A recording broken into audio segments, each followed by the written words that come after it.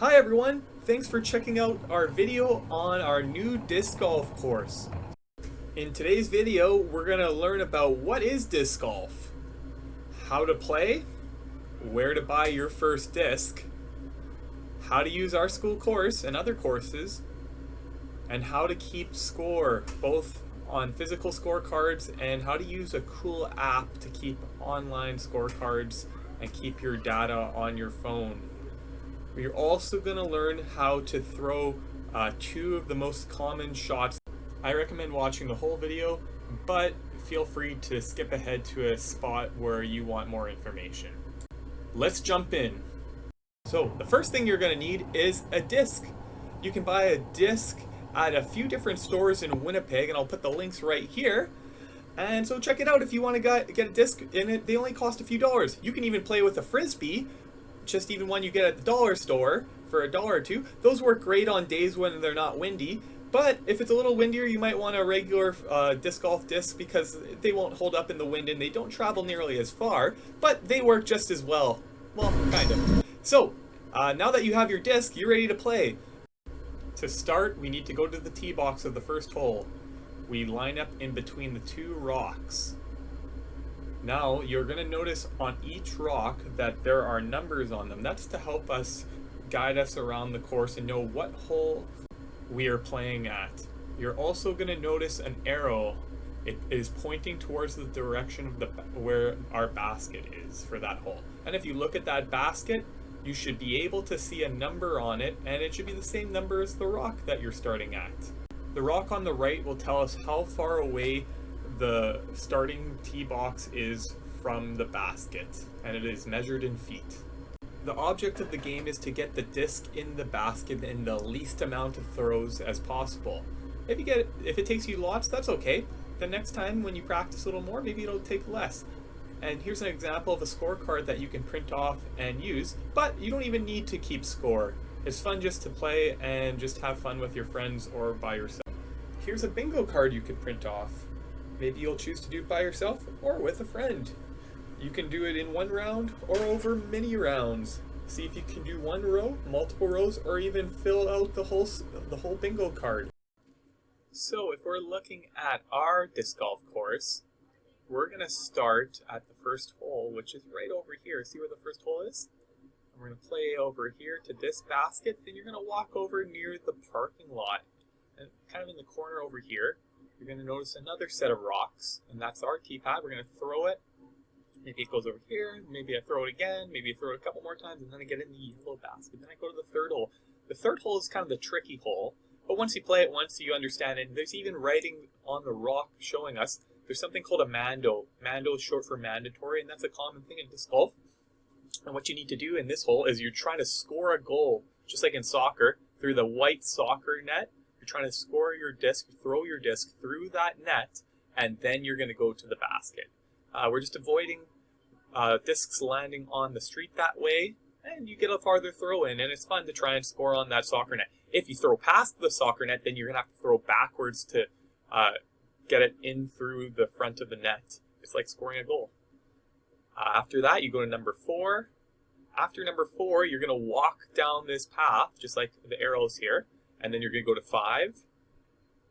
Then you're going to go to 6, then 7, then 8, and then one of my favorites, number 9, where we can get an ace. This is a good hole for an ace. An ace is in disc golf when you score, or when you get your disc in the basket in one shot. So it's another word for a hole in one. Specifically, though, in disc golf, they call it an ace.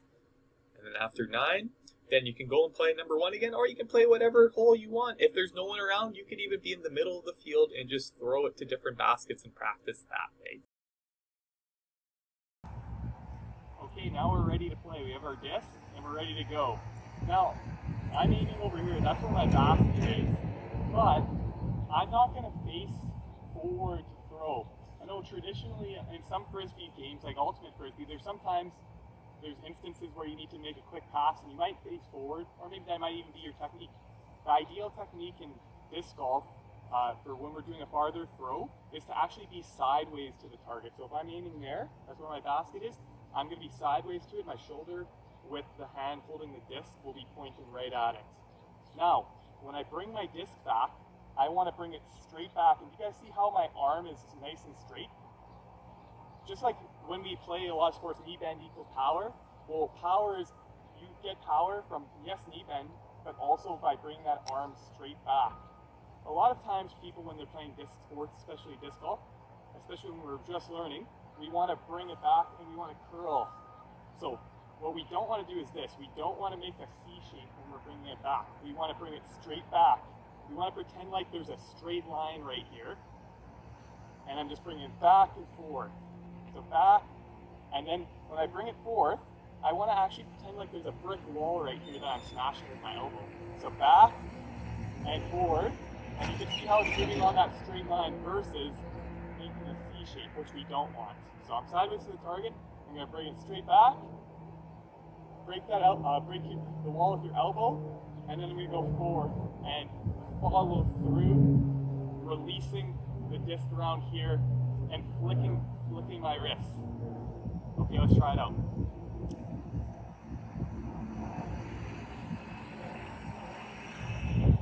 Now, the next thing you want to focus on is, which I need to focus on from that last throw, I threw it pretty low.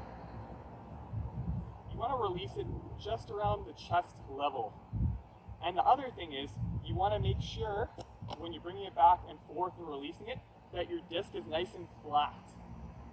Think about if you were going to a restaurant and pretend your disc is the food on your plate. Would you want your waiter or waitress to come to you and have your food like this? No, the food would fall off. Same if it was like this. Same thing in disc golf. We want that plate, pretend like it's a plate of food. We want it to be flat and straight the whole way. If I go too low, it's gonna fall, the food's gonna fall off. Also, I'm gonna follow through high, and it's not gonna fly or glide like we would like it. If I bring it too high up, see that angle? It's gonna fall off, and the food will fall off, and I'm gonna go more low to the ground. I wanna keep it chest height, back, forth. It's nice and flat. Ready? Let's try it out.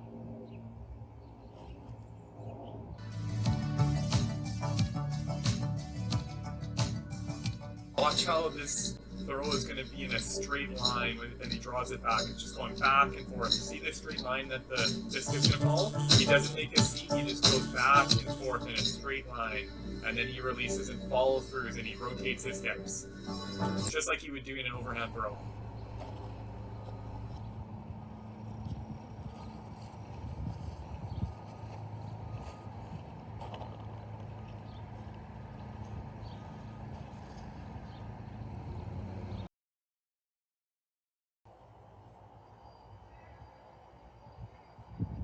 Now, since we're a little closer, we're going to use a different skill. It's called putting.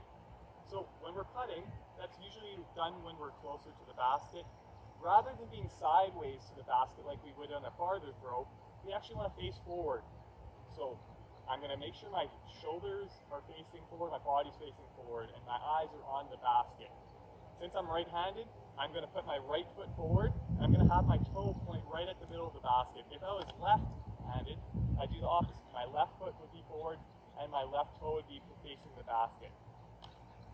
So I've got my body facing the basket, my toe is facing the basket. All I'm going to do with my disc now, rather than pull across our body in a far throw, is I'm going to bring my arm down and up. Down and up. And when I bring it up, I'm going to reach for the middle of the chains, reach where I'm aiming, and try and reach for those chains. So I'm going to go down and up, down and up, down and up. And flick your wrists as you're reaching for the chains. So that's how we do our putting. Try it out and have fun. Something I'd strongly recommend you is checking out the UDisc app. You could download it on your iPhone or on your Samsung device, really anything. So you click it. Once you've downloaded it, it's going to bring you to a page that looks like this. If you click on the bottom left, you'll see something that says courses. Click on courses, and you can actually, if you zoom out, you can see every single course in the world, which is amazing. Anywhere where there's disc golf baskets, if you look south, especially in the Minnesota and Minneapolis area, you just see how popular the sport is, and really it's just exploded over the last couple of years because it is such an inclusive game that anyone can play, and it's so much fun.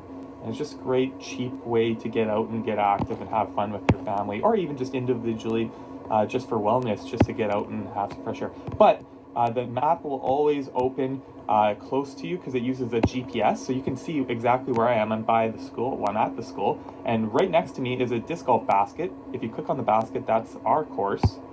So I click on it, Prince Edward School, it gives you some information. I click on that box. It'll bring us to our page, and I can create a scorecard. I can read some information. I can even see who has played and what their scores are. There's me, and there's a couple other people who've played. So first, what I need to know is I need to create a scorecard if I'm going to play.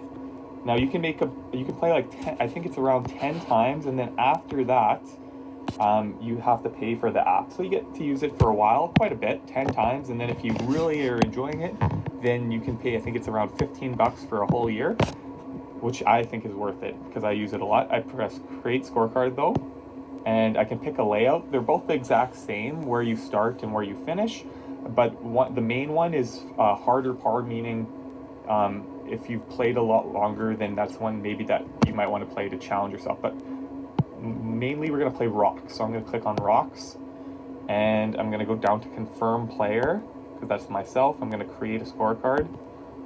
And so it's going to actually show me where I am, which you can see I'm in the gym. And I can see all the different holes.